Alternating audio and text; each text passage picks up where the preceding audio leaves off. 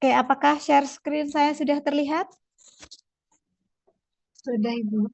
Oke, sudah Sudah, Ibu. terlihat ya. Oke, sudah terlihat. Oke, sepertinya semuanya sudah masuk juga. Oke, bisa kita mulai ya. Assalamualaikum warahmatullahi wabarakatuh. Selamat pagi, terima kasih telah bergabung ya di Zoom hari ini. Kita akan melanjutkan mata kuliah kromatografi ya. Kemarin minggu yang sebelumnya kita sudah belajar tentang HPLC 1, kita belajar tentang instrumen-instrumennya, kemudian apa saja yang ada di instrumen HPLC ya. Kita sudah belajar basic-basicnya secara instrumen. Nah, hari ini kita akan lanjutkan ke HPLC 2. Hari ini kita akan bicara tentang penggunaan HPLC untuk analisis farmasi gitu ya, terutama obat gitu ya, mungkin makanan, kosmetik dan yang lain-lainnya itu akan sama prinsipnya. Nanti mungkin slide-nya tidak terlalu banyak, jadi mungkin kita bisa selesai lebih cepat. Ya, jadi yang pertama akan kita bahas adalah ketika kita menginstal HPLC di lab kita gitu ya. Kemarin kan kita sudah belajar HPLC seperti itu. Nah, bagaimana sih kalau kita itu mau menginstal HPLC di lab kita gitu ya.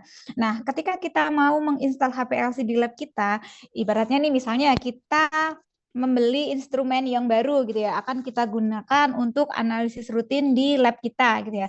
Berarti kan kita perlu memasang instrumennya, kemudian mengecek kelengkapan semuanya gitu ya. Nah, dalam suatu metode analisis kita harus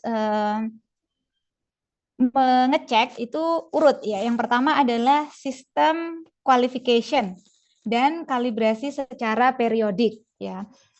Maksudnya apa? Jadi ketika kita itu menginstal atau menaruh gitu ya HPLC di lab kita, kita harus melakukan sistem qualification. Seperti apa sistem qualification yang kita lakukan? Itu sesuai dengan panduan masing-masing instrumennya. Jadi di instrumen itu sudah akan ada panduannya bagaimana kalian melakukan sistem qualification-nya. Jadi kalian harus melihatnya. Oke, jadi di sini kita hanya akan belajar dulu yang pertama adalah tahu apa sih yang harus dilakukan. Nah, bagaimana cara melakukannya itu bisa dilihat sesuai dengan step yang ada di instrumen masing-masing. Nah, kemudian setelah melakukan sistem qualification secara periodik setiap 6 bulan sekali, itu misalnya itu kita lakukan cek atau periodic calibration. Sebetulnya nama yang baik itu bukan calibration ya. Kalau calibration itu alat gitu ya. Eh, Alat-alat analisis dan misalnya timbangan, kemudian pipet, kemudian labu takar, yang lain-lain itu butuh dikalibrasi seperti itu ya. Sementara kalau instrumen itu sebetulnya bukan kalibrasi ya, jadi hanya performance checks gitu ya. Cuman istilahnya disamakan gitu ya, biar tidak bingung gitu ya. Karena kan kalau instrumen kan sebenarnya tidak kalibrasi ya istilahnya gitu ya. Cuman requirement-nya itu seperti apa harus kita lihat. Nah, setelah kita itu menggunakannya, kemudian kita melakukan sistem kualifikasi, kita akan menggunakan metode tertentu untuk melakukan suatu analisis gitu ya. Jadi kita perlu melakukan validasi metode analisis gitu ya. Misalnya kemarin kita sudah belajar, oh fase geraknya apa, kolomnya apa, flow rate-nya berapa, kemudian gradiennya seperti apa, itu sudah kita gunakan. Nah, itu kita harus melakukan yang namanya validasi metode analisis kalau metode kita itu akan kita gunakan secara rutin gitu ya. Nah, untuk metode validasi metode ini akan dibahas lebih lanjut di mata kuliah selanjutnya ya gitu ya. Nah, setelah metode validation kita melakukan yang namanya sistem suitability test. Jadi sistem suitability ini kita lakukan hampir setiap hari. Jadi di sini kita melihat bagaimana sih performa instrumen kita setiap hari sebelum kita gunakan. Intinya seperti itu. Jadi intinya kalau kita memiliki HPLC sebelum kita gunakan untuk analisis rutin dan mendapatkan hasil yang baik, kita harus yang pertama melakukan sistem qualification, kemudian memvalidasi metodenya, kemudian secara terus-menerus kita juga harus melihat sistem suitability-nya gitu ya. Nah, performance test itu kayak gimana sih? Apa yang kita lakukan di performance test? Jadi, kita melakukan pengamatan terhadap fungsi dari HPLC-nya. Jadi, kita mengecek apakah pumpnya berfungsi dengan baik, kemudian apakah injektornya berfungsi dengan baik, apakah detektornya berfungsi dengan baik, apakah kolomnya berfungsi dengan baik. Ini semua kita lakukan sebelum analisis. Kenapa? Biar kita tahu, jangan-jangan ada yang bermasalah itu bukan sampel kita, bukan metode kita, tapi alatnya. Kan kayak gitu. Nah, ini sering banget diabaikan ya. Bahkan kayak saya sendiri dan teman-teman yang lainnya kalau nge-lab itu kadang-kadang ya langsung pakai aja. Nanti misalnya hasilnya jelek, kita wah kenapa ya hasilnya jelek? Mungkin sampelnya salah, mungkin kita salah preparasi atau kalau kalian mungkin kesalahan praktikan gitu ya. Nah, padahal sebetulnya kesalahan itu bisa saja terjadi dari instrumennya. Nah, intinya kita harus ngecek pumpnya itu seperti apa, injektornya seperti apa, detektornya seperti apa, dan kolomnya seperti apa. Jadi, semua ini kita lakukan, kita bisa menghindari ya kegiatan-kegiatan yang tidak berarti. Misalnya kalau kita sudah terlanjur menginjakkan sampel, misalnya sampelnya itu yang limited jumlahnya atau harganya dan lain-lainnya, itu kan kita bisa kehilangan sampel berharga dan juga waktu gitu. Nah, contohnya apa? Contohnya kita akan mengecek kolom. Ya tadi kan ngecek HPLC-nya ya. Ini ada pump check, injector check, detektor check. Itu semuanya tergantung dengan instrumennya. Nah, kemudian gimana kita mengecek kolom? Kalau kita mengecek kolom, itu kita harus mengecek COA ketika pertama kali akan menggunakan kolomnya. Nah, ketika kalian membuka kolom, nanti di situ kalian melihat ya kertasnya, oh kolom ini tentang apa. Kemudian biasanya di kertasnya itu akan terdapat apa yang harus kita lakukan tesnya untuk melihat kolomnya bagus atau enggak, kan kayak gitu. Kita melakukan tesnya exactly sama persis seperti yang ada di panduan. Nanti kalau hasilnya sesuai, oke, berarti bagus bisa kita gunakan lebih lanjut. Tapi kalau misalnya hasilnya tidak sesuai, padahal kalian sudah melakukan semua yang ada di situ, apa yang kalian lakukan? Tidak bisa menggunakan kolom tersebut. Ya, kalian bisa komplain ke yang punya kolom. Ya, karena di saya tuh sudah pernah ya dulu kolom baru gitu ya, dibuka, hasilnya tuh selalu jelek. Nah, setelah kita lakukan performing test di kolomnya, kita cek semuanya, ternyata nggak sama dengan hasil yang diklaim oleh label kolomnya.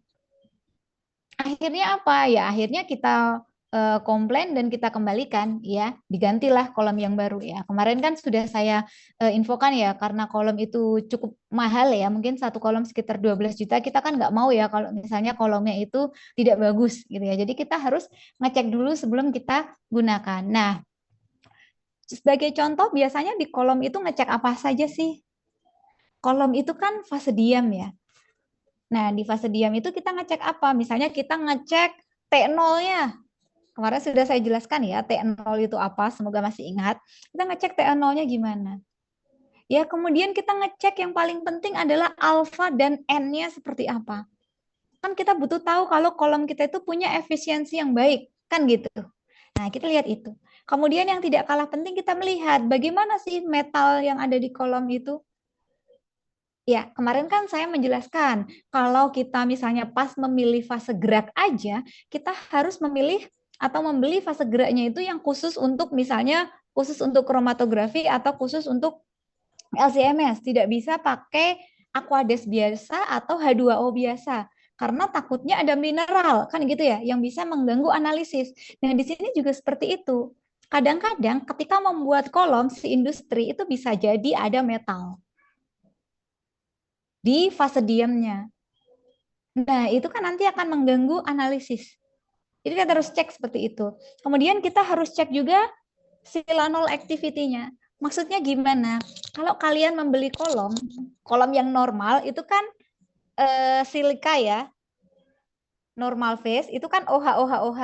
Tapi kalau kolom itu kita beli yang reverse phase, Itu kan ada kolom C18 ya contohnya. Berarti itu apa? Kemarin saya sudah mengilustrasikan ya di gambar minggu lalu kalau gugus fungsi C18 ditempelkan ke sila nolnya, ya enggak? Ke OH, OH-nya itu hanya lepas, kemudian di O kita tempelin C18 secara kimia, kan seperti itu. Nah, ketika kita memproduksi kolomnya, itu kan ada kemungkinan bahwa tidak semuanya itu ketutup C18, ya enggak?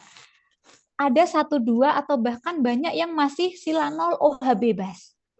Nah, si sila nol OH bebas ini nanti juga akan mengganggu pemisahan kita. Kenapa? Karena si O minus ini bisa berinteraksi dengan senyawa yang mau kita analisis. Kita nggak mau banyak ada sila nol bebas kalau kolomnya itu C18, kan gitu.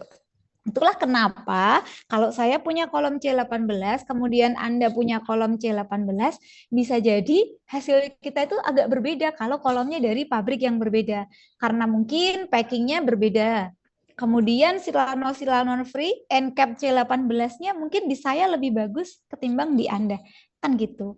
Nah, di sini di gambar yang ada di sebelah kanan, kalian bisa lihat ya, kalau hal-hal ini bisa mempengaruhi pemisahan. Ya, misalnya kayak gambar yang F. Kalau sila nolnya tinggi dan metalnya tinggi, itu pemisahannya cukup jelek misalnya. Gambar D juga seperti itu. Tapi kalau misalnya bagus, oh, misalnya A, kemudian C, ini kan cukup bagus pemisahannya gitu. Jadi bisa berbeda pemisahannya tergantung dari apa yang ada di sini. Makanya kolomnya itu harus kita cek. Nah, ngeceknya itu seperti apa, Bu? Kita mau ngecek T0. Gimana ngecek T0? Gimana ngecek alfa? Gimana ngecek efisiensi? Nah, itu ada panduannya masing-masing. Bagaimana? Ini nanti kalian baca sendiri ya. Misalnya kalau kalian mau mengecek efisiensi, itu kita harus melakukan analisis misalnya sampel standarnya sesuai dengan yang diminta kolomnya, kemudian elusinya, flow rate-nya, elusinya itu pasti isokratik. Masih ingat ya, isokratik itu apa? Yaitu komposisi fase gerak dari waktu 0 sampai waktu terakhir sepanjang analisis itu sama.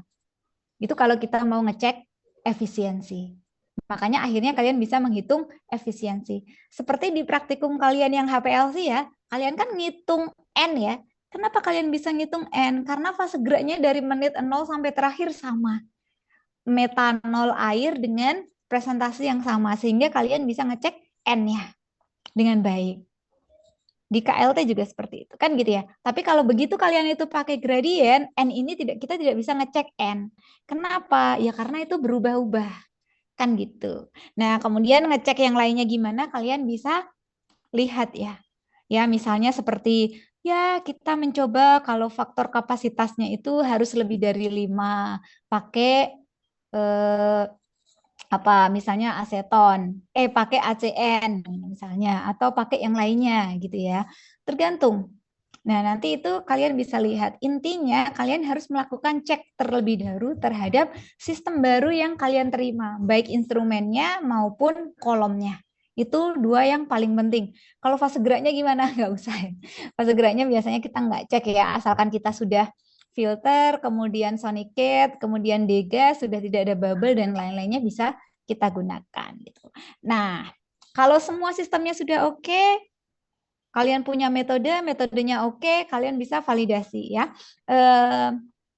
Sebagai gambaran dulu, nanti validasi metode akan ada di semester-semester selanjutnya. Tapi intinya validasi metode analisis itu adalah proses kalian mendemonstrasikan bahwa metode analisis yang kalian gunakan itu benar-benar sesuai untuk kegunaan kalian. Misalnya apa? Oh, kalian mendevelop metode kromatografi untuk HPLC untuk identifikasi quercetin dalam bunga telang misalnya, kan kayak gitu ya. Nah, kalian harus membuktikan kalau metode kalian itu benar-benar bisa mengidentifikasi quercetin dalam bunga telang itu. Gimana caranya membuktikannya? Dengan melakukan serangkaian analisis. Rangkaiannya apa saja? Kalian bisa lihat di guideline dari ICH Q2R2. Jadi kalian harus memastikan akurasi, presisi, spesifisitas, limit of detection, limit of quantification, linearity, dan lain-lainnya itu memenuhi persyaratan. Ya, sekedar diketahui dulu sekarang bahwa kalau kalian punya suatu metode, kalian harus mendemonstrasikan bahwa metode itu benar-benar pas untuk penggunaannya. Oke, nah itu bisa dilihat dari guideline ini dan bisa nanti kita akan pelajari lebih lanjut di semester selanjutnya. Nah, setelah itu kita melakukan sistem suitability. Kenapa saya ini terus ya? Sistem suitability test. Jadi gimana? Kita mau memastikan bahwa sistem yang kita gunakan itu oke setiap hari, setiap saat. Ya mungkin kita, kalau saya sih nggak melakukannya setiap hari ya, mungkin seminggu sekali atau apa gitu. Tapi intinya bagusnya ini adalah sebelum melakukan analisis ya, tapi kadang-kadang nggak dilakukan gitu ya. Gimana kalian mengecek apakah hasil hari ini masih sama dari hasil kemarin, masih sama dengan hasil minggu lalu? Caranya gimana? Melihat resolusinya, waktu retensinya masih oke. Jadi kan kemarin kalau paracetamol waktu retensinya di menit 4,2. Hari ini kok 5 ya? Kan harus curiga ya. Itu benar paracetamol atau sistem kita yang hari ini nggak bagus. Kan gitu. Jadi kita harus melihatnya ya. Jadi kita melihat resolusinya seperti apa. Waktu retensinya sama nggak? Kemudian tekanannya. Kemudian efisiensinya. Kemudian gambar peaknya seperti apa? Apakah tailingnya bagus? Faktor kapasitasnya bagus? Semuanya dilihat dari mana? Dari guideline. Jadi di sini kalian sudah bisa melihat ya, ada dua guideline dari Center for Drug Evaluation and Research dan ICH. Nanti di sini kalian bisa lihat, oh berdasarkan guideline-nya, misalnya yang bagus itu kalau resolusinya lebih dari 2 in general ya, tapi kalau lebih dari 1,5 kan juga oke. Tailing faktornya berapa? Kemudian plate number-nya berapa? Ketika ini sudah berbeda dari bulan lalu, berarti kan kalian harus mengoptimasi lagi. Apa? Kenapa berbeda? Oh, mungkin sekarang kolomnya sudah kotor. Kita perlu bersihin. Kan kayak gitu. Oh, pressure-nya kok sekarang beda ya? Kemarin kayaknya cuma sampai 300 bar. Kenapa sekarang sampai 400 bar? Oh, mungkin ada sumbatan di area tubing atau kolomnya dan lain sebagainya.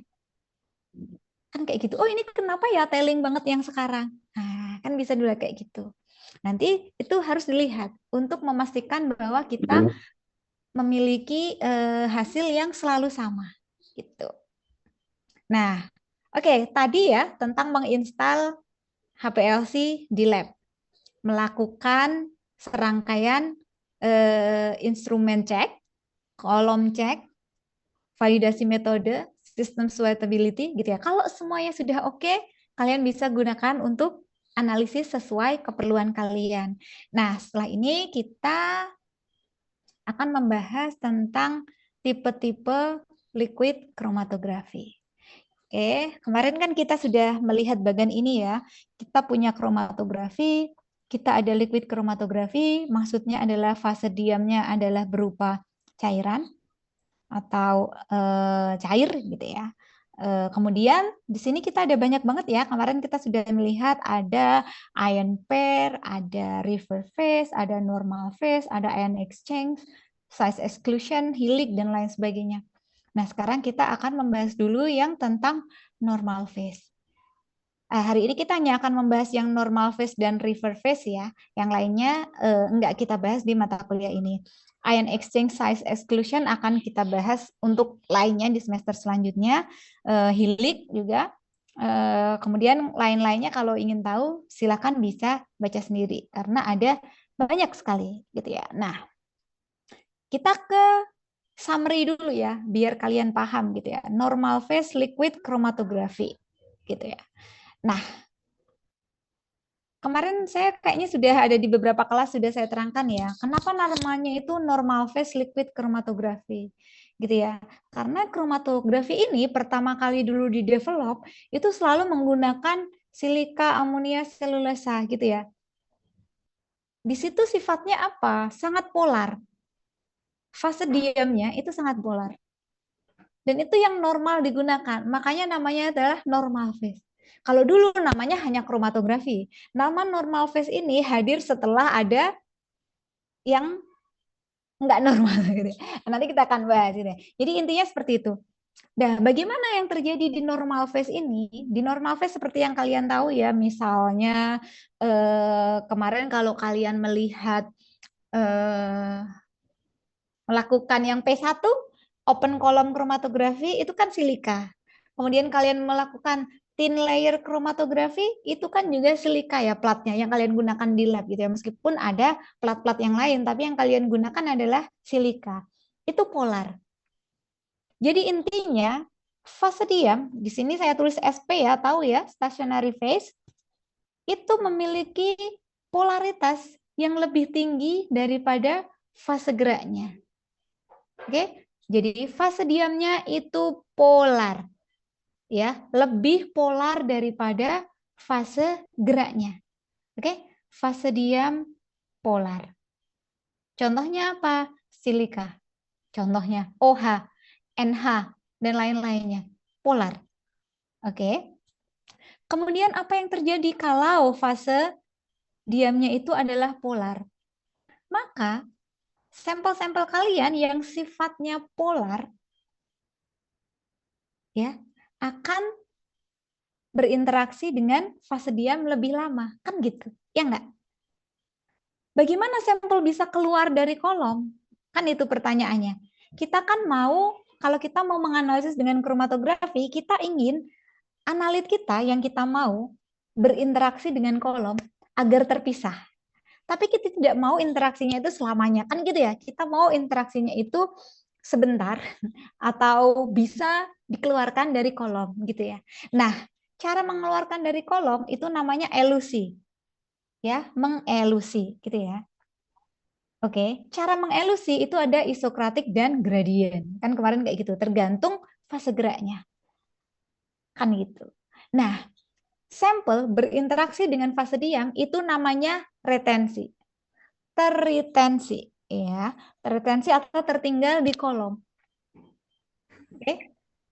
Seberapa lama dia tertinggal di kolom? Tergantung sistem yang kita gunakan. Oke, jadi pertama sampel masuk itu ada sampel berinteraksi dengan fase diam. Tapi sampel akan keluar karena fase gerak. Kalau tidak ada fase gerak, sampel tidak akan keluar, kan gitu. Nah, sampel akan sangat lebih terretensi ketika polaritas fase geraknya berkurang.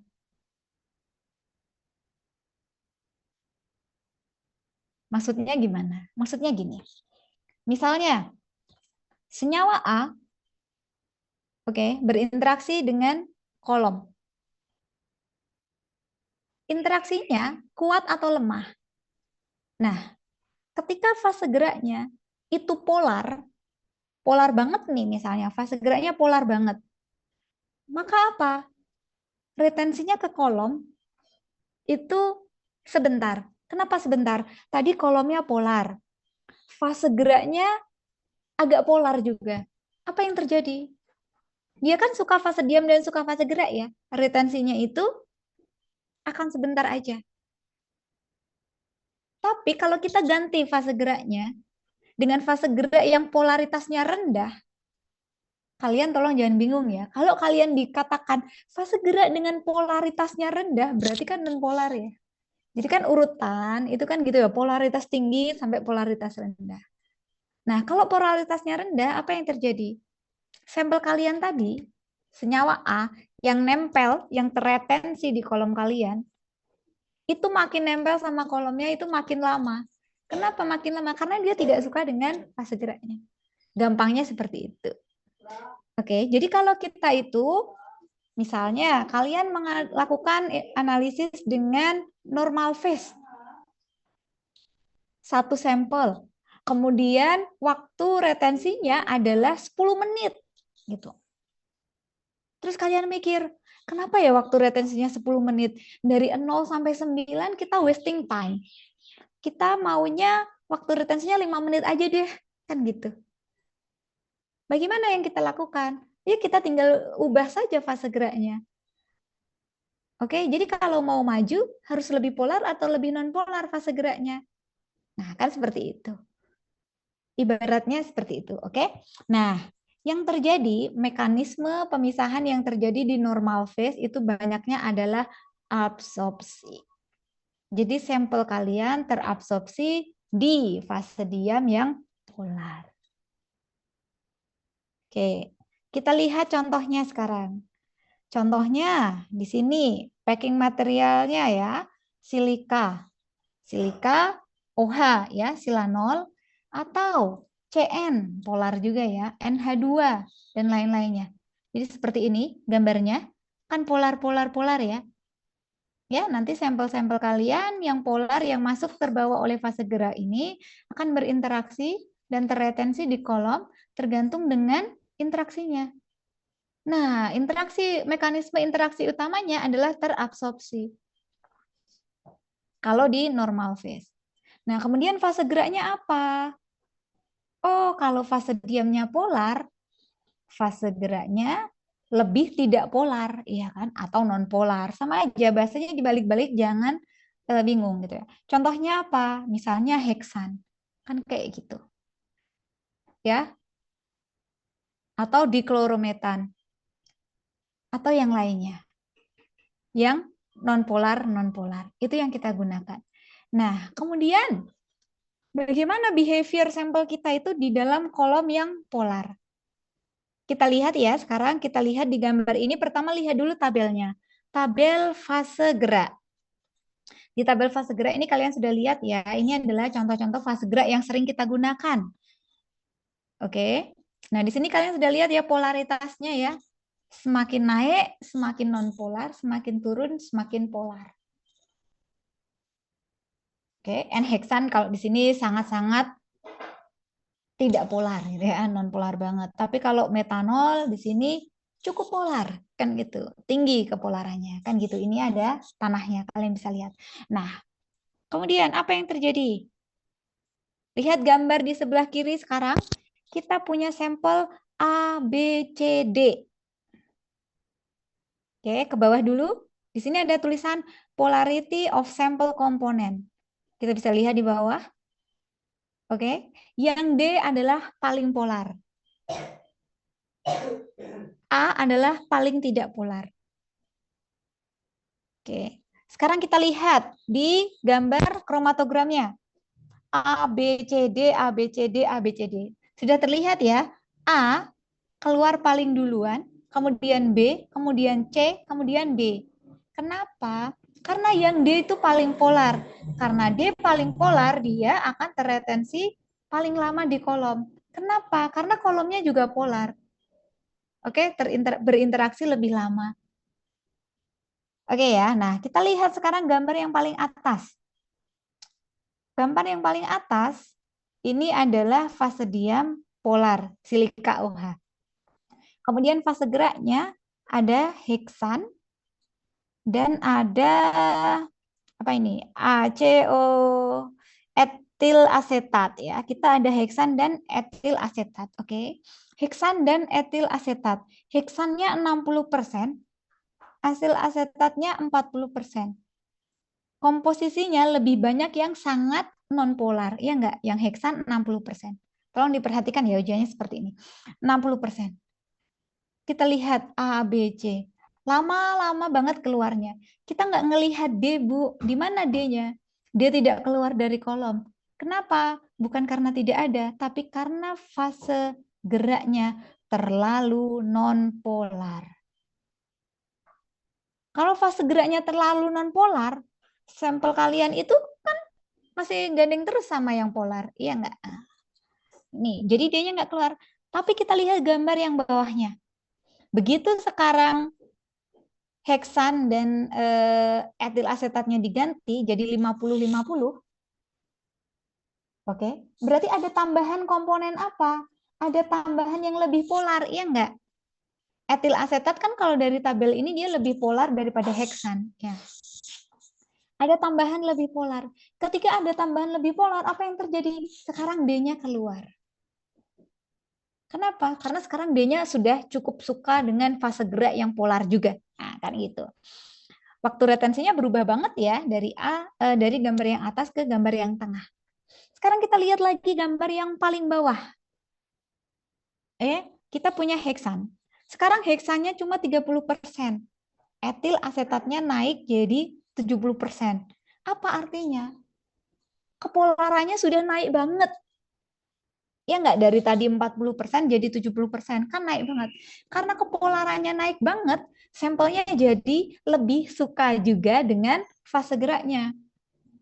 Akhirnya apa? Akhirnya dia terretensi cepet banget. Sekarang kalian bisa melihat A, B, C, D itu deket-deket banget. Hampir resolusinya nggak bagus, nggak terpisah dengan bagus. Kenapa? Karena semuanya ingin segera keluar. Ya, dia tidak terretensi lama di kolom kita. Akhirnya pemisahan kita nggak bagus. Oleh karena itu kita harus mengoptimasi berapa sih sebetulnya persentase dari fase gerak kita. Kalau lihat dari ini, yang terbaik adalah yang di tengah-tengah. Iya enggak? Kalau dalam kehidupan nyata bagaimana kita menentukannya? Ya kita trial dulu lah, kira-kira berapa gitu. Nanti kalau jelek tinggal kita ganti. Komposisi yang harus kita ganti apa? Apakah dia kecepatan? Apakah dia malah nggak keluar? Kita bisa sesuaikan fase geraknya. Jadi seperti itu, gitu ya. Oke. Itu tadi yang normal phase. Jangan bingung, kita akan belajar ke reverse phase atau sistem terbalik. Kenapa sistem terbalik? Ya karena tadi itu sudah ada yang fase diamnya polar. Kemudian ada orang yang mendevelop baru, kita develop baru dengan fase diam yang polaritasnya lebih rendah daripada fase geraknya. Intinya apa? Oh, berarti sekarang fase diam kita itu non polar. Ya sudahlah, kita kasih aja namanya kebalikan dari yang normal. Itu aja. Oke, ya. Di reverse phase, fase diamnya itu non polar. Fase geraknya lebih polar. Ya, bisa dilihat di sini ya. Bu, kenapa di situ tulisannya stationary phase polarity kurang dari mobile phase polarity? Ya benar kan? Yang mobile phase lebih polar. Bu, katanya non polar. Iya, non polar atau tidak non polar itu kan tergantung perbandingannya ya. Sama kaya, sama miskin, tergantung perbedaannya. Kan kayak gitu ya. Ini juga kayak gitu. Kita bisa aja bilang, oh dia polar, dia kurang polar gitu ya. Nah, seperti itu ya. Nah, apa yang terjadi? Sama.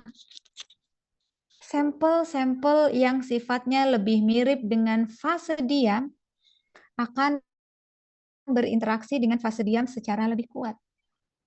Oke. Kalau fase diamnya nonpolar, maka senyawa-senyawa yang nonpolar akan terretensi lebih lama. Sama kayak yang tadi. Terretensi lebih lama. Dia hanya akan keluar ketika fase geraknya juga berganti dengan cukup nonpolar. Makanya kita bisa mengelusi satu persatu. Nah, kalau tadi itu di normal phase, mekanisme yang terjadi itu adalah absorpsi. Di reverse phase itu mekanisme utama yang terjadi adalah partisi. Ya, jadi sampel kita berpartisi di fase gerak dan fase diam. Ya, maka dia sesuai dengan kenonpolaran sampel kita, dia akan berinteraksi dengan kolom kita dan akan terpisah dengan senyawa yang lain karena adanya perbedaan hidrofobisitas.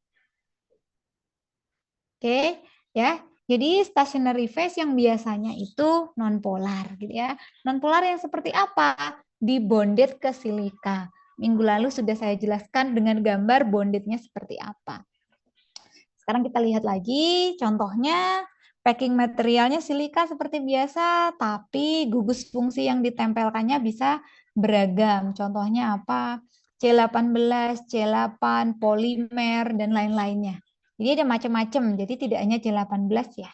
C4 juga ada. Ya. Kemudian fase geraknya apa? Fase geraknya lebih polar dari fase diamnya, kan gitu. Apa fase gerak yang umum? Yang umum adalah air, metanol, etanol, asetonitril, dan buffer, dan lain-lainnya yang sifatnya cukup polar. Ini contohnya.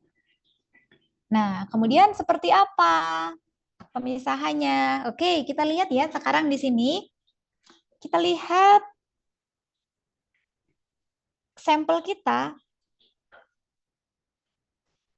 Kita punya sampel etil, propil, butil. Oke, yang lebih nonpolar yang mana? Yang paling nonpolar yang mana? Yang A atau yang C? Gimana Mbak Hanum? Mana yang lebih nonpolar? A, B, atau C? Kalau dilihat dari namanya, etil, propil, butil. Mana Mbak Hanum? Ada Mbak Hanum? Hanum Ulaya?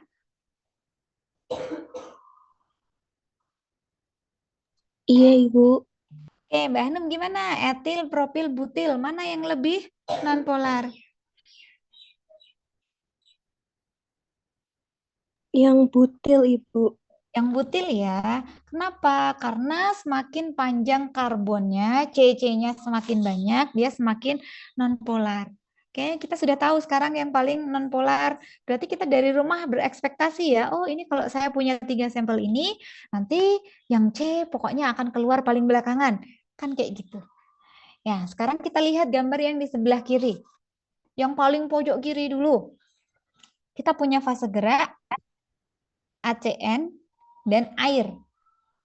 Oke, kalau kita lihat grafiknya, air itu sangat polar. Ya, ACN itu non polar, kan gitu. Berarti di sini apa? ACN-nya tinggi banget, 70%. Berarti fase gerak kalian itu cukup non polar.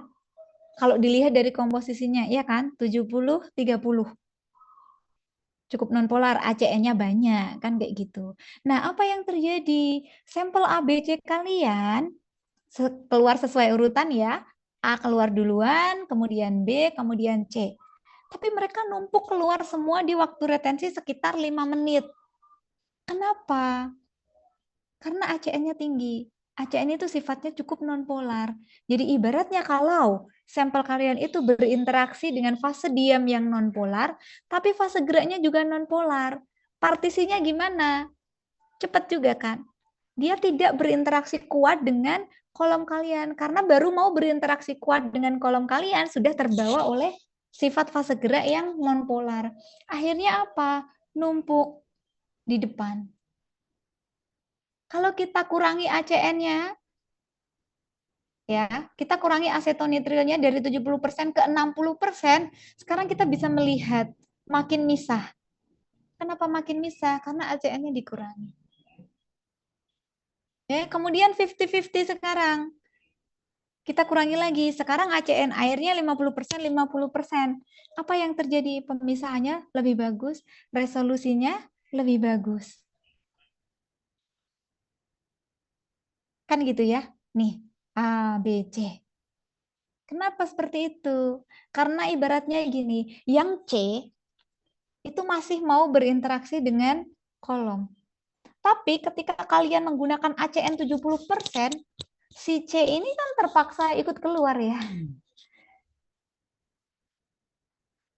Karena semuanya sudah bisa keluar. Misalnya gini, A itu harusnya terelusi dengan ACN 30%.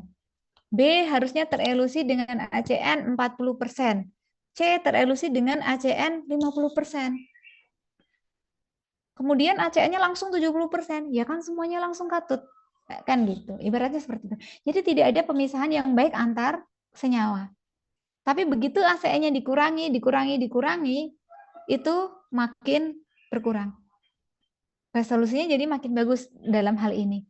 Bu, kalau ini ACN-nya saya kurangi lagi. Misalnya ACN-nya sekarang 10%, airnya 90%. Apa yang terjadi? Air polar banget, kan gitu. Kemungkinan sampel-sampel obat kalian yang non-polar itu, dia nggak mau keluar bersama air. Kemungkinan apa yang terjadi? Waktu retensinya menjadi sangat lama banget, atau bahkan nggak keluar. Itu bisa terjadi. Jadi itu konsepnya.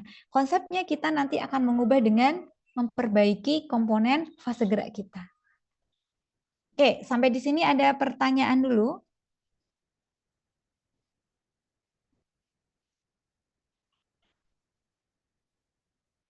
Fania Kristela, ada pertanyaan?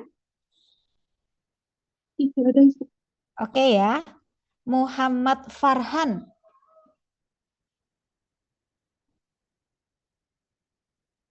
ada nggak? Mas Farhan ada nggak?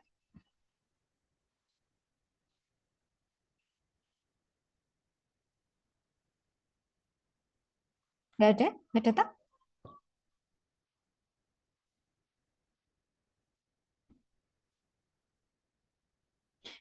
Gibrania Claudia Rahma.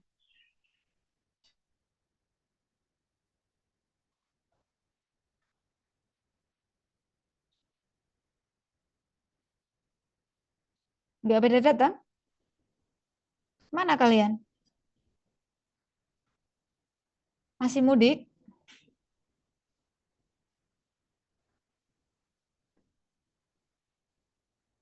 Oke ya. William Andrew Suryanto. Ada pertanyaan, Mas?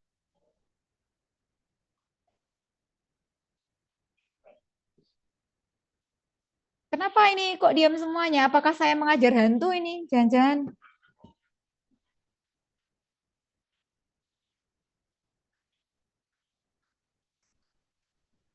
Sudah cukup jelas, Ibu.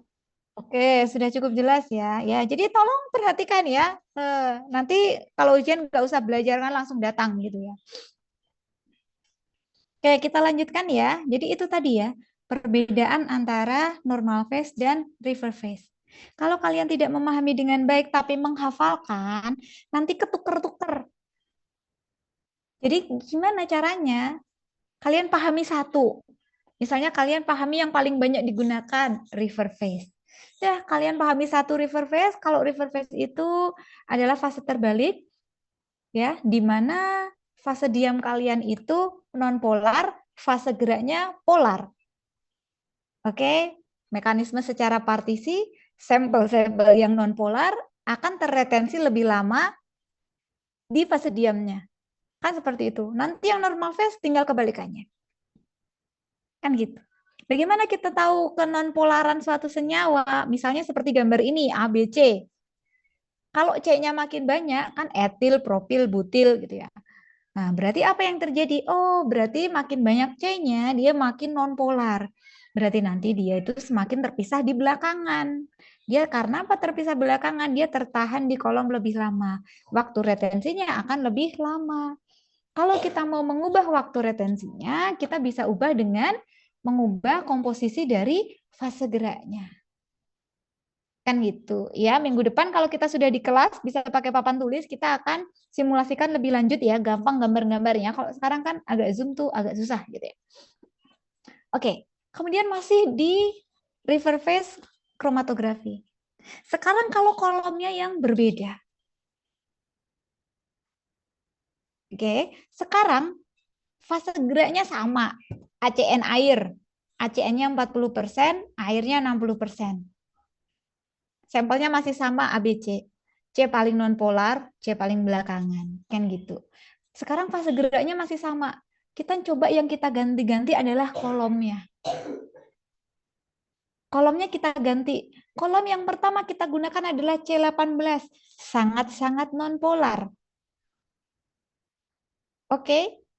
Senyawa yang sangat nonpolar berikatan dengan C18 dengan kuat. Sekarang kita ganti kolomnya jadi C18 menjadi C8. Kolomnya jadi C8. C8 itu nggak se-nonpolar C18, ya nggak? Terus kita ganti lagi kolomnya menjadi C1. C1 kolomnya apa? Polar. Apa yang terjadi? Sampel-sampel kalian nggak suka sama kolomnya. Jadi dia tidak berpartisi di fase diam. Interaksinya menjadi lemah. Kenapa interaksinya lemah? Karena tadinya aku sukanya yang C18, yang non-polar, sekarang diganti C1 yang polar. Akhirnya apa? Akhirnya si sampel-sampel kalian lebih memilih berada di fase gerak.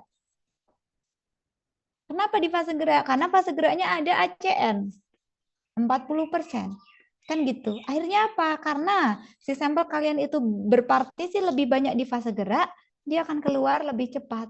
Makanya kalau kalian lihat di gambar ini, sekarang kalian bisa melihat yang ada di C1 itu lebih cepat terelusi.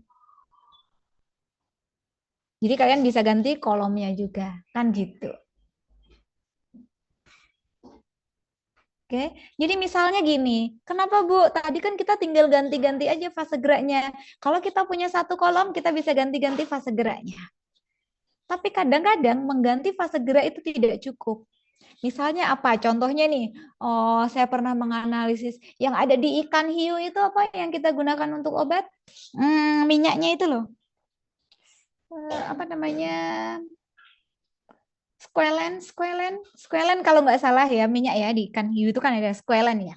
Squalene itu C-nya panjang banget rantainya, dia sangat-sangat nonpolar. Kalau saya itu menganalisis pakai C18, apapun fase geraknya dia nggak keluar. Kenapa? Karena dia suka banget sama C18-nya. Bahkan sudah sampai saya kasih ACN yang sangat nonpolar sampai 95%, itu dia nggak mau keluar. Kenapa? Karena dia berinteraksi extremely kuat dengan C18 yang sangat nonpolar. Akhirnya apa? Kita sudah tidak bisa main lagi dengan mobile phase. Saatnya ganti fase diam. Gimana ganti fase diamnya? Oke, kalau dia suka banget sama fase diam sampai tidak bisa terbawa oleh fase gerak, kita ganti fase diamnya yang tidak terlalu nonpolar. Kalau kita ganti fase diamnya menjadi C8 atau C4, dia akan tetap berinteraksi ya, karena sama-sama polar banget. Tapi kan masih bisa kita keluarkan dari kolomnya. Itu bisa terjadi. Jadi kita bisa melihat dari dua sisi. Intinya sebetulnya kalau sampel kita itu non-polar, kita harus memilih fase diam yang non-polar juga. Kenapa? Biar ada interaksi. Kalau nggak ada interaksi, itu nggak akan ada pemisahan. Tapi kalau interaksinya itu berlebihan, dia nggak akan keluar dari kolom. Ya kita nggak bisa menganalisis dong kalau dia itu tidak terelusi dari kolom. Jadi kita harus mencari sweet spot in between. In between berinteraksi tapi tetap bisa kita keluarkan. Kenapa begitu? Karena kalau yang non polar ini terus kita itu pakai kolomnya yang polar, sama sekali tidak bisa berinteraksi. Ketika sama sekali tidak ada berinteraksi, kita tidak bisa membersihkan sampel kita. Maksudnya tidak bisa memisahkan dengan misalnya ada pengotor nggak bisa dipisahin, ada sampel lain nggak bisa dipisahin, ada matrik nggak bisa dipisahin. Kenapa? Karena kalau sampelnya non polar ya nggak bisa dengan fase diam yang polar. Kan gitu. Jadi intinya kita mau berinteraksi tapi interaksinya itu dalam waktu tertentu yang cukup untuk pemisahan kemudian terelusi. Kan gitu. Nah, jadi kita harus mencari sweet spot between dua ini. Ya, mengganti fase gerak atau mengganti fase diam. Ya, kita akan belajar lebih lanjut di minggu depan, pertemuan minggu depan. Kan gitu. Oke, sampai di sini paham ya, seperti itu. River phase tergantung dengan hidrofobisitas sampel. Oke, sampel akan berpartisi di fase diam dan fase gerak. Tergantung nanti fase diamnya seperti apa, fase geraknya seperti apa, dan sifat sampel kita seperti apa. Bisa ganti-ganti retensinya. Kan gitu. Nah, ini adalah tabel ya rangkuman tentang normal phase, river phase, dan di sebelahnya lagi, di kanannya saya tambahkan hilik ya. Hilik itu hydrophilic interaction. Kalau river phase itu kan hydrophobic ya, yang non-polar. Kalau hilik itu yang polar. Kenapa saya tambahkan di sini tapi nggak saya ajarkan? Ya kalau kalian curious, ingin tahu silahkan baca. Kan gitu. Oke, yang di hilik ini nanti seperti apa? Silahkan kalian baca. Tapi yang ada di cover di kuliah kita adalah normal dan river phase. Gitu ya. Jadi kalau river phase, ini sudah lihat nih, kolomnya dia non-polar, fase geraknya dia polar, gitu ya, atau lebih polar dari fase diam, istilahnya. Gitu ya. Kemudian retensinya bagaimana? Senyawa-senyawa yang nonpolar, lebih nonpolar akan tertahan lebih lama. Mekanisme pemisahannya, mekanisme retensinya adalah berpartisi. Kan gitu ini. Cukup ini. Pusing ngapalinya yang tengah aja. Nggak usah dihafal tapi dipahami. Oh, seperti itu. Ya, saya tidak akan bertanya apa itu reverse phase kromatografi. Tapi kalian tahu konsepnya. Kalau fase diam kalian itu nonpolar, maka senyawa-senyawa yang nonpolar akan berinteraksi lebih kuat sehingga dia terretensi lebih lama. Itu penting. Oke, lanjut. Kita sekarang akan menggunakan HPLC untuk analisis. Oke, bagi yang sudah praktikum mungkin sudah sedikit lebih tahu, tapi kita lihat lagi di sini seperti apa, gitu ya. Pertama, analisis kualitatif. Oke, analisis kualitatif. Apa maksudnya analisis kualitatif? Kita mau melihat apa sih identitas sampel kita. Kan kayak gitu. Misalnya, kita punya sampel, terus kita injeksikan, kita dapat 3 peak. A, B, C. Apakah peak A? Apa itu peak B? Apa itu peak C? Apa identitasnya? Kan kita nggak tahu. Ya, kita tidak tahu itu mereka itu siapa, kan gitu. Nah, sekarang kita ingin tahu mereka itu siapa. Bagaimana caranya? Kita harus memiliki yang namanya senyawa standar atau reference material, kan kayak gitu. Misalnya, kita akan menganalisis tablet anti nyeri yang isinya adalah kafein, paracetamol, dan apa biasanya? CTM, gitu ya. A, B, C. Terus saya ingin tahu, mana ya yang kafein? Kan kayak gitu. Berarti apa? Kita harus menginjek standar kafein. Kita injek standar kafein. Kemudian kita bandingkan dengan sampelnya. Seperti gambar ini. Oke? Ternyata kafein itu punya waktu retensi yang sama dengan peak A kalian yang ada di sampel obat kalian. Oke, obatnya ada 3 ya. Kafein, paracetamol, CTM misalnya. Jangan CTM deh, CTM itu peaknya ada 2 ya. Paracetamol, kafein, dan pseudoephedrine. Oke, kafein. Sekarang kafein ada di sini, Bu. Waktu retensinya sama. Oh, sekarang kalian lihat. Berarti A ini adalah kafein. Kenapa A ini adalah kafein? Karena A memiliki waktu retensi yang sama dengan kafein. Kan gitu. Oke, jadi misalnya standarnya ada 2 sekarang. Kita sudah tahu ya standarnya ya, A dan B. Kemudian punya sampel yang tidak diketahui identitasnya. Kemudian kita analisis. Maka kita lihat di sini. Yang sejajar, yang sama waktu retensinya, bisa kita simpulkan sebagai senyawa yang sama. Oke, jadi kalau kalian besok itu di lab, praktikumnya itu kan melakukan analisis tablet berisi kafein paracetamol. Kan besok kan kayak gitu tuh di praktikum. Kalian lihat mana yang paracetamol, mana yang kafein. Bagaimana cara identifikasinya? Jawabannya itu bukan oh, paracetamol Bu yang A. Kenapa? Karena dia lebih polar, jadi dia terelusi lebih cepat misalnya. Bukan seperti itu ya. Konsepnya memang yang lebih polar akan terelusi lebih cepat. Tapi di sini tujuan kita melakukan analisis kualitatif bukan mau tahu mana yang lebih polar, mana yang lebih polar, tapi mau tahu kebenarannya. Apakah dia benar paracetamol? Apakah dia benar kafein? Kita harus memastikan dengan cara melihat, dibandingkan dengan standarnya, ketika dia punya waktu retensi yang sama, maka kita klaim dia adalah senyawa yang sama. Oke, jadi kalau kafein, waktu retensinya adalah 3, kafein tunggal, waktu retensinya adalah 3, oh berarti nanti kalau ada sampel, misalnya peaknya itu ada 10, atau peaknya itu ada 100, ada 1 peak yang waktu retensinya 3, dialah kafein. Ya, jadi kita membandingkan waktu retensi.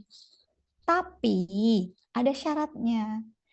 Kita tidak bisa hanya membandingkan waktu retensinya semena-mena langsung. Maksudnya gimana? Maksudnya waktu retensi hanya bisa kita bandingkan kalau metodenya sama persis. Kalau kolomnya berbeda, nggak bisa dibandingin waktu retensinya. Kalau fase geraknya berbeda, kita juga nggak bisa membandingin waktu retensinya. Jadi kita bisa membandingkan waktu retensinya hanya jika metodenya itu sama persis. Kalau metodenya sama persis, harapannya tidak ada pergeseran waktu retensi. Kan tadi kalian sudah lihat ya dari slide-slide sebelumnya yang ini, kalau fase geraknya ganti, waktu retensinya jadi berubah, ya enggak? Kalau kolomnya ganti, retensinya jadi berubah. Kalau sudah berubah kayak gini kan kita tidak bisa memastikan yang benar yang mana. Jadi kalau mau analisis kualitatif, mengetahui identitasnya, kebenarannya, kita harus pakai standar dan metode kita harus sama persis. Jadi sekarang injek dulu standar tunggal, kemudian dengan metode yang sama injek lagi sampel kalian. Makanya sebetulnya kalau pas praktikum itu saya tidak sarankan kalian itu pakai waktu standarnya itu nggak nginjek lagi. Kenapa? Kelompok sebelumnya udah nginjek kemarin. Kenapa? Karena bisa jadi kemarin itu berbeda dengan hari ini metodenya. Gimana Bu bisa bedanya? Kan itu kalian nyampur ya, metanol air. Mungkin nyampurnya sedikit berbeda fase geraknya. Misalnya 50-50. Kemarin kan sudah saya jelaskan ya, kalau 50-50 kalau nyampurnya itu metanol 500 ml kemudian ditambah air sampai add 1000, itu enggak 50-50. Tapi 50-50 itu kalau metanol dulu 500 di wadah yang berbeda, air 500 di wadah yang berbeda, baru dicampur. Nanti waktu retensinya bisa sedikit berbeda. Bu, ini waktu retensinya cuma sedikit berbeda. Mungkin senyawanya masih sama. Ya, senyawanya masih sama karena di praktikum kita senyawanya cuma itu. Tapi kalau di kehidupan nyata, wah itu kita harus confidence identification bahwa itu benar. Kan gitu. Ada persyaratannya. Kan gitu. Oke, kita lanjutkan ya. Setelah analisis kualitatif, kita akan melakukan analisis kuantitatif. Bagaimana melakukan analisis kuantitatifnya? Kalau kualitatif tadi kita itu membandingkan waktu retensi, kuantitatif itu kita melihat dari kuantitasnya. Nah, kalau di kromatogram kita bisa melihat dari peak-nya, area peak-nya. Oke, area peak-nya kan beda-beda ya. Misalnya di sini ada gambar nih, yang A warna coklat, luas areanya segitu, B luas areanya segitu, C luas areanya segitu. Oke, sebetulnya peak itu kita bisa bandingkan dari tingginya. Misalnya, kita punya standar ya sudah kafein standar ini contohnya. Kafein standar tingginya adalah 50. Oke. Kemudian sampel kalian tingginya kafeinnya adalah 100. Kita kan bisa bandingkan tingginya. Oh, yang di sampel aku tingginya 2 kali lipat. Berarti konsentrasinya 2 kali lipat. Ya, kita bisa pakai tingginya, bukan luas areanya. Dengan syarat peak-nya itu harus ramping dan bagus. Nah, sayangnya kita tidak selalu bisa mendapatkan peak yang ramping dan bagus. Kadang-kadang peak kita Gaussiannya itu tailing, fronting, gede banget, dan lain-lainnya. Ada peak yang kurus tinggi, ada peak yang gede banget rendah gitu ya. Akhirnya apa? Kita tidak bisa membandingkan tingginya. Akhirnya kita pakai yang lebih gampang atau yang lebih representatif adalah luas area.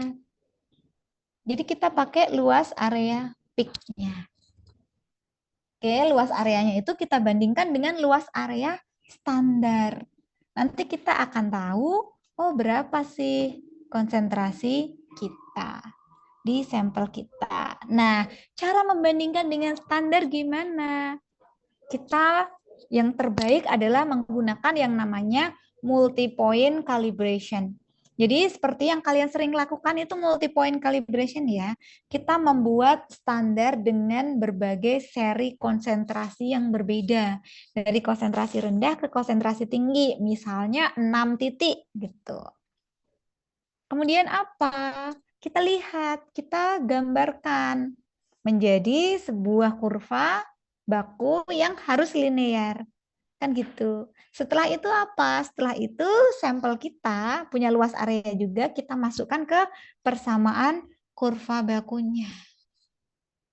Dengan syarat kita tidak boleh melakukan ekstrapolasi. Gimana sih? Gimana kita melakukannya? Kita akan lihat ya penambahan standarnya.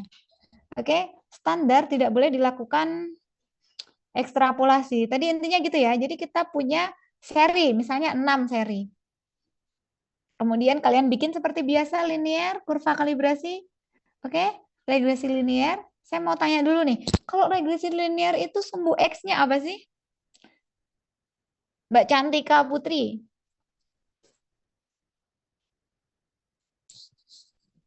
Sumbu X-nya apa, Mbak Cantika?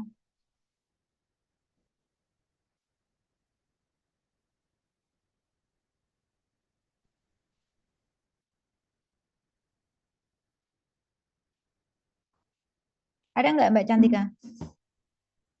Kenapa ini pada nggak ada ya? Saya catetin ya, ini nggak yang datang ini nanti presensinya. Konsentrasi bukan. Sumbu X konsentrasi, ya. Kemudian sumbu sumbu X konsentrasi, sumbu Y.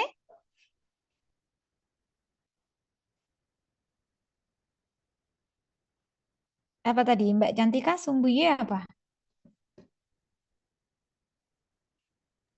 Sumbu Y-nya yang waktu retensi bukan, Bu? Apa? Waktu retensi. Sejak kapan sumbu Y waktu retensi? Tadi kalau untuk analisis kuantitatif, apakah kita butuh waktu retensi? Apa yang baru saja saya jelaskan? Sumbu X sudah benar konsentrasi. Kita membuat seri konsentrasi yang berbeda. Kemudian sumbu Y-nya?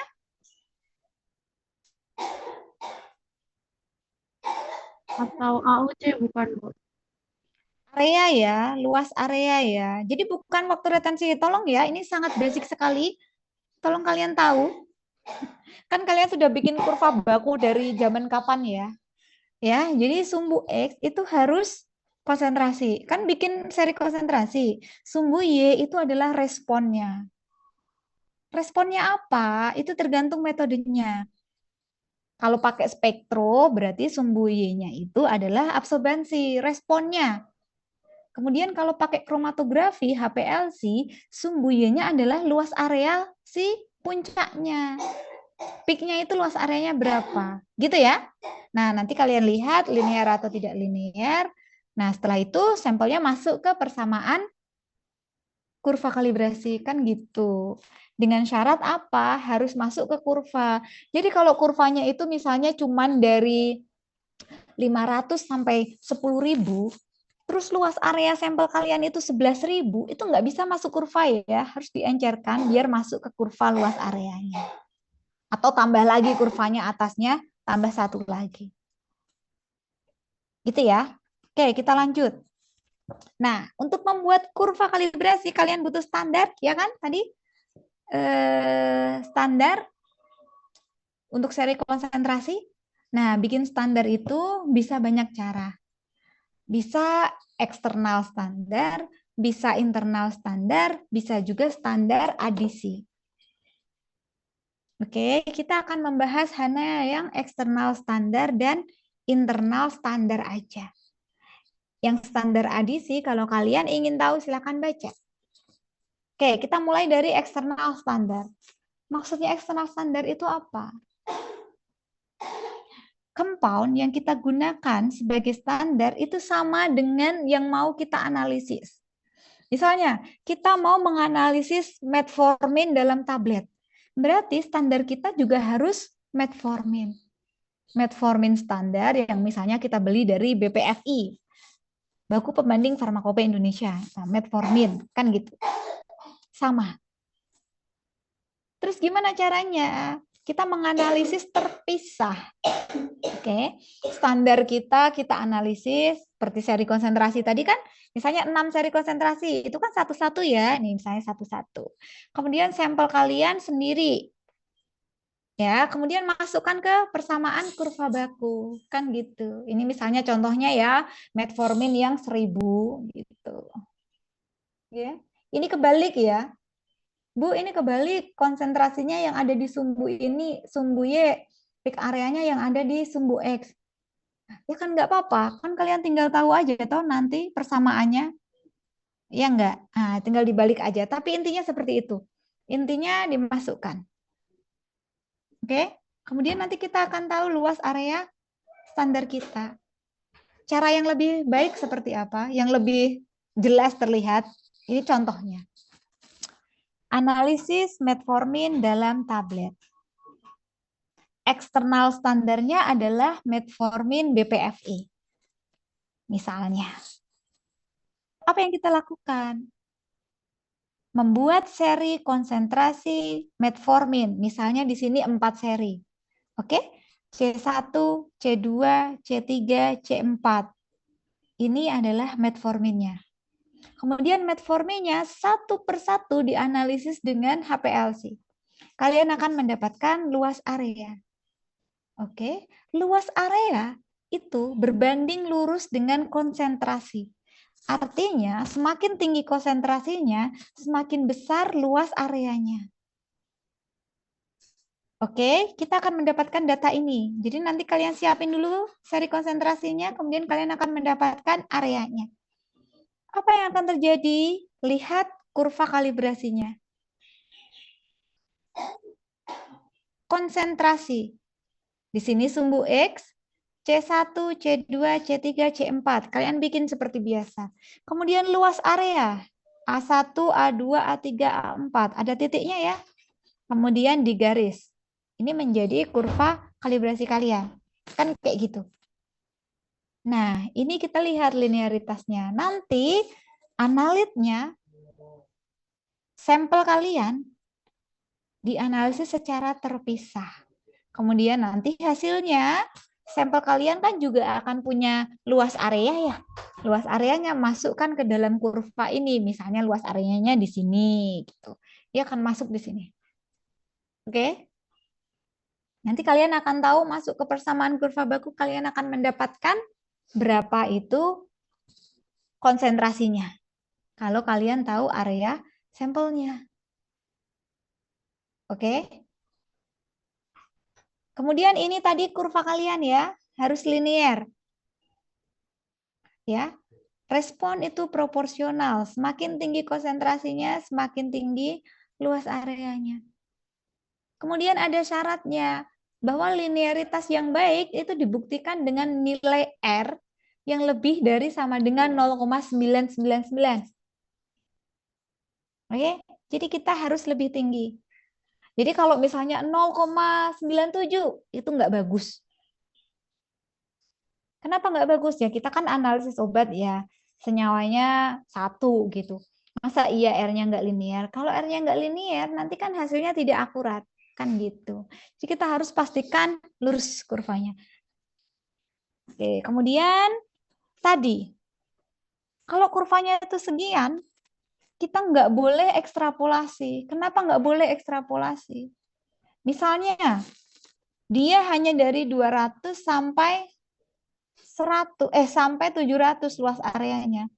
Berarti apa? Kita hanya bisa menjamin linearitas data kita itu dari 200 sampai 700. Jadi kalau data kita itu di atas 800 misalnya, kita tidak punya jaminan linearitas. Karena kita tidak punya jaminan linearitas, kita tidak bisa melaporkan nilainya di atas itu.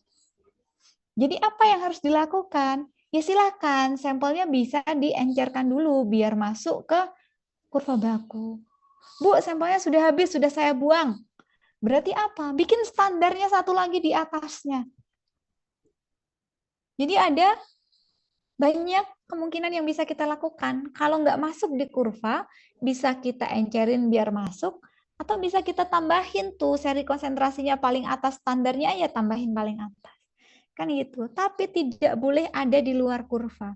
Kenapa? Karena kurva itu adalah jaminan kita. Kalau kita tidak punya jaminan, kita tidak bisa confident melaporkan hasil kita. Hasil yang ada belum tentu linear. Misalnya kita lihat ini ya dari Lambert-Beer. Ya linear segini, tapi pas ke atas dia udah nggak linear lagi nih, udah bengkong. Kan bisa jadi dia bengkong. Ya, karena Nggak tahu. Kita nggak tahu dia itu akan masih tetap linear sampai berapa.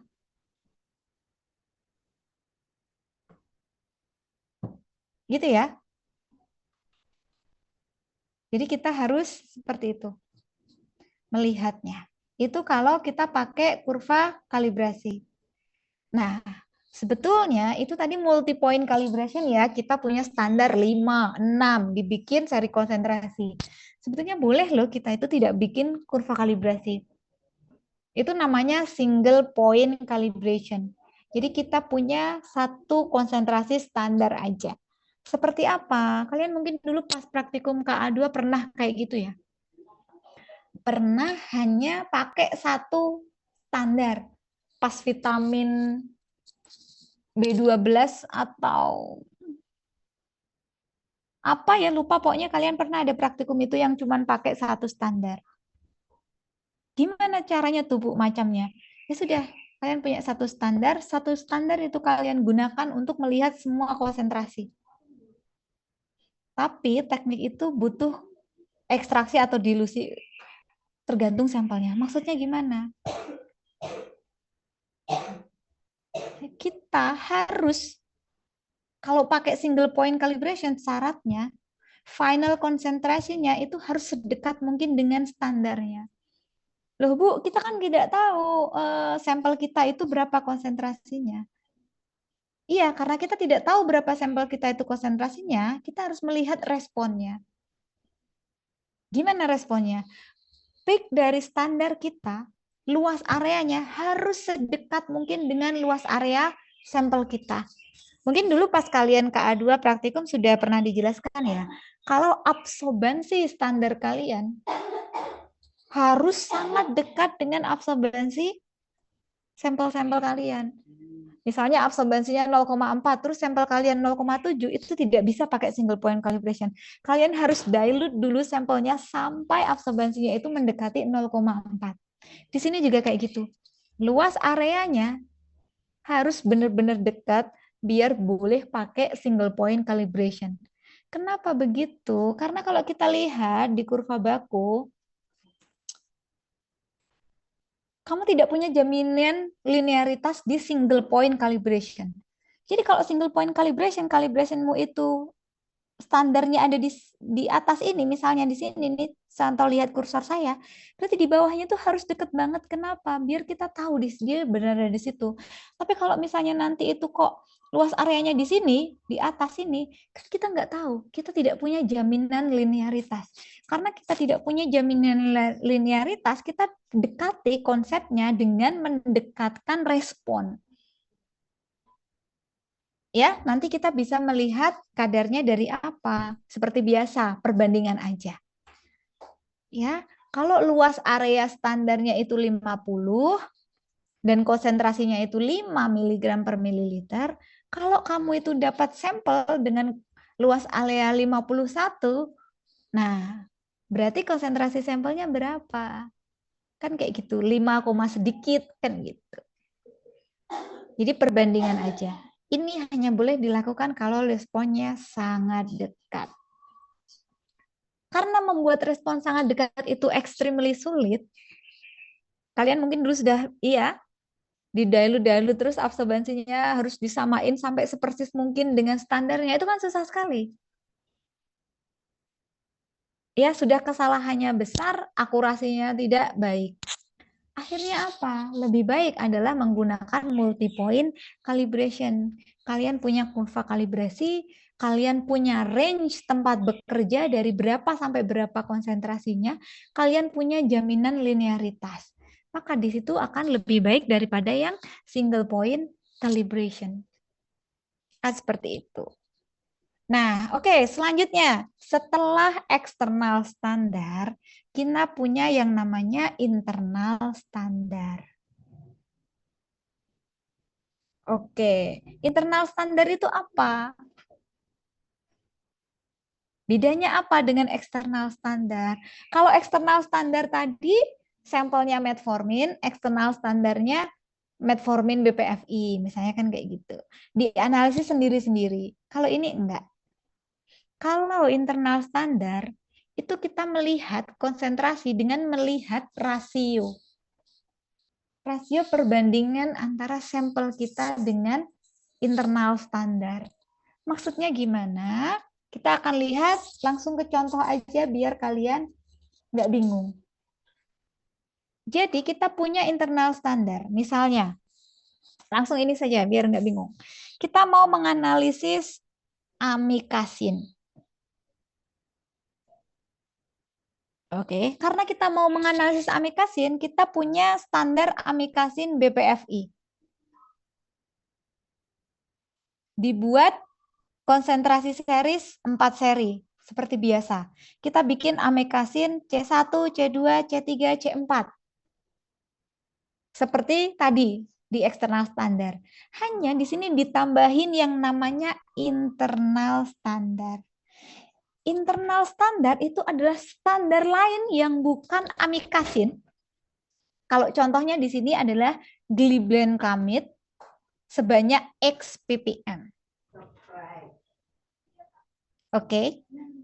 Apa yang kita lakukan dengan internal standar ini? Masukkan internal standar ke dalam semua standar dan sampel. Jadi apa yang kita punya? Kita punya amikasin standar, C1, C2, C3, C4, ini beda-beda konsentrasinya, seperti seri konsentrasi biasa. Kemudian kita tambahkan internal standar dengan konsentrasi yang sama. CIS, CIS, CIS, CIS, sama konsentrasinya. Jadi dalam satu standar ada 2 senyawa. Oke? Senyawa standar yang sama dengan kalian analisis dan internal standarnya.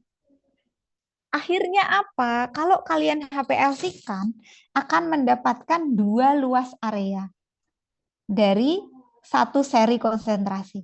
Yang pertama adalah luas area dari seri konsentrasimu C1, A1 ini. Kemudian kamu akan mendapatkan luas area dari internal standarnya. Oke, kita lihat sekarang. Di seri konsentrasi 1 sampai 4, yang hijau-hijau ini ya, A1 sampai A4 itu beda-beda luas areanya. Kenapa? Karena konsentrasinya tadi seri konsentrasi. Sementara yang internal standar harusnya luas areanya sama semua. Karena jumlah yang kita tambahkan sama. Misalnya X ppm.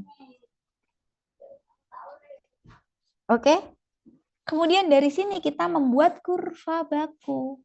Kurva bakunya masih sama. Sumbu X adalah konsentrasi, sumbu Y adalah target areanya. Ya, areanya. Gimana? Konsentrasinya, kalau tadi kan cuma C1, C2, C3, C4 di eksternal standar. Nah, di internal standar ini apa? Kurva bakunya bukan C1, C2, C3, C4, tapi C1 banding CIS, C1 banding C2 banding CIS, C3 banding CIS. Jadi perbandingan rasio di sini. Oke. Kemudian sumbu Y-nya luas area sama juga, luas areanya perbandingan juga, rasio juga antara luas area seri konsentrasi dengan luas area internal standar. Jadi sama, A1, A2, A3, A4. Gitu. Nah, apa internal standar yang kita gunakan? Internal standar adalah harus senyawa yang tidak ada di sampel kalian. Jadi kalau sampel kalian itu adalah amikasin, internal standarnya bukan amikasin. Yang lain. Dan tidak boleh ada di sampelnya. Pokoknya senyawa lain yang nggak ada di sampelnya. Oke, misalnya kalian mau menganalisis quercetin dalam ekstrak kedelai. Internal standarnya bukan quercetin. Oke Bu, internal standarnya saya pakai misalnya adalah genistein gitu. Wait a minute, adakah genistein di ekstrakmu? Secara natural. Kalau ada, berarti genistein tidak boleh digunakan sebagai internal standar. Meskipun kalian itu mau menganalisis quercetin, intinya internal standar adalah senyawa yang tidak ada di sampel sama sekali.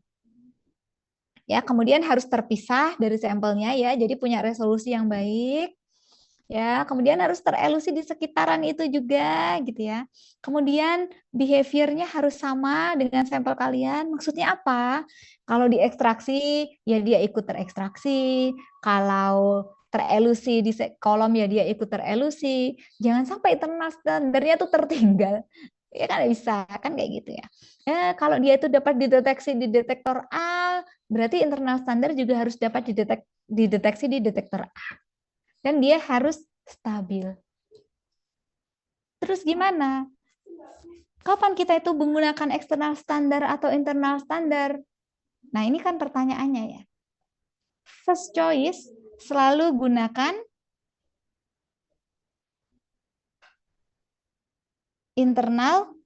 selalu gunakan eksternal standar. Seperti kalian praktikum biasa, pakai kurva kalibrasi biasa. Itu first choice-nya. Kalau sampelnya itu nggak complicated. Kapan internal digunakan? Internal standar bisa digunakan ketika sampelnya butuh preparasi atau complicated.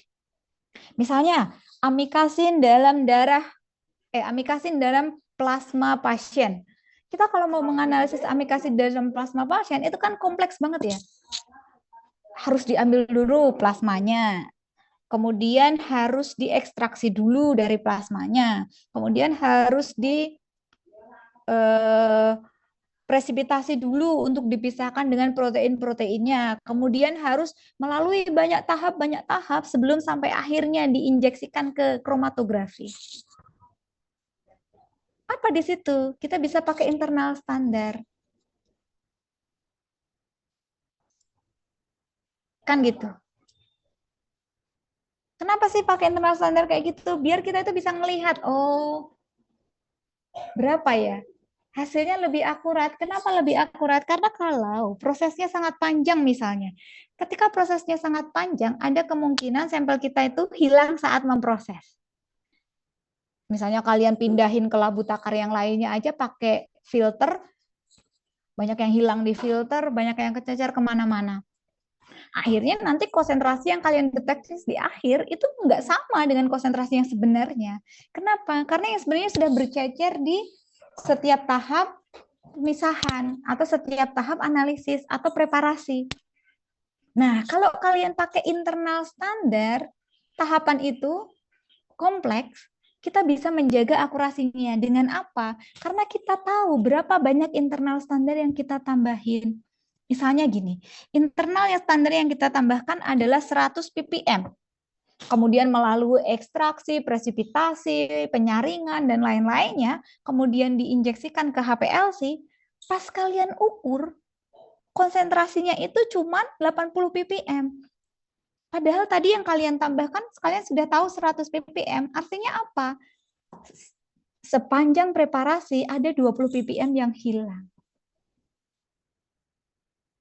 Nah, kalau kita pakai internal standar, kita bisa melihat karena pakai rasio, yang hilang itu nggak masalah. Gini, kalau internal standarnya hilang 20 ppm, kemungkinan sampel kalian juga hilang 20 ppm. Tapi karena kita tidak tahu berapa yang hilang di sampel kita, kalau kita pakai rasio, itu jadi akan lebih baik. Jadi akurasinya menjadi lebih baik, terutama kalau sampelnya kompleks. Tapi kalau sampelnya sederhana seperti tablet, sirup, dan yang lainnya, yang matriksnya nggak kompleks, dan step preparasi sampelnya itu sebentar, eksternal standar nggak masalah. Tapi kalau yang sudah sangat kompleks, internal standar jauh lebih disukai. Gitu ya, nanti silakan dibaca lebih lanjut tentang eksternal standar dan internal standar. Kemudian juga standar adisi. Ya, kalau ingin tahu lebih lanjut. Oke. Kuliah kita sebetulnya sampai jam 11.40, tapi kan harus Jumatan dan siap-siap ya, yang kalian, yang Jumatan. Oke, jadi sampai di sini HPLC 2 kita ya topiknya. Nanti tolong dipelajari lebih lanjut di rumah Terutama bagaimana sih kalian itu membuat eksternal standar seperti ini, kurva kalibrasi, analisis, identifikasi dan kuantifikasi itu harus sudah sangat-sangat paham. Karena kalian sudah praktikum ini sejak semester 1 kan gitu ya. Kalian harus tahu benar. Oh, apa sih kalau mau identifikasi? Oh, apa sih kalau harus kuantifikasi? Itu harus tahu banget. Ya, eksternal standar seperti ini. Kemudian kalau internal standar, kenapa sih kita itu kok pakai internal standar? Ya itu tadi, karena sampel kita sangat complicated misalnya, tahap preparasinya panjang dan lain-lainnya. Ya, nanti tolong dibaca lebih lanjut tentang ini. Ya, kemudian normal phase, reverse phase, bedanya itu apa? Apa yang harus aku lakukan kalau aku itu punya sampel yang polar? Apa yang harus aku lakukan kalau aku punya sampel yang non polar? Itu yang harus kalian kuasai. Jadi ya, kalau ada pertanyaan nanti bisa ditanyakan di minggu depan. Kita masih kuliah sekali lagi untuk HPLC 3. Di situ nanti akan banyak sekali kasus dan lain-lainnya kita akan pelajari bersama. Gitu ya. Oke, sampai di sini saja kuliahnya. Nanti akan saya presensinya langsung ya. Manual saja nanti saya minta akademik mempresensikan. Terima kasih atas kehadirannya. Selamat melanjutkan aktivitasnya. Saya tutup dulu. Assalamualaikum warahmatullahi wabarakatuh. Waalaikumsalam. Terima kasih. Waalaikumsalam. Terima kasih banyak, Bu. Terima kasih, Bu. Bu. Terima kasih, Bu.